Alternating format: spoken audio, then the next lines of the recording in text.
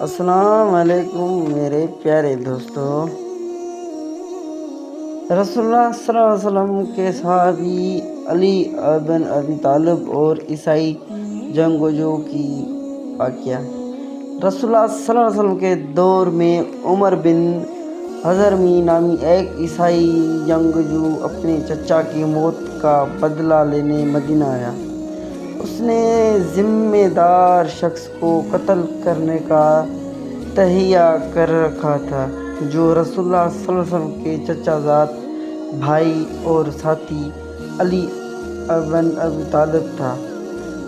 عمر بن الدرمی نے علی کو ایک جنگ کا چیلنج دیا اور تعداد زیادہ ہونے کے باوجود مولا علی نے چیلنج قبول کر لیا۔ دونوں جنگجو آمنے سامنے ہوئے اور ان کی تلواریں ایک زبردست جنگ میں آپس میں ٹکرائیں۔ عمر ایک ماہر لڑاکا تھا، لیکن مولا علی بھی اس سے کم نہیں تھا۔ مولا علی جنگ میں ماہر تھا اور اس نے جلد ہی بالادستی حاصل کر لی۔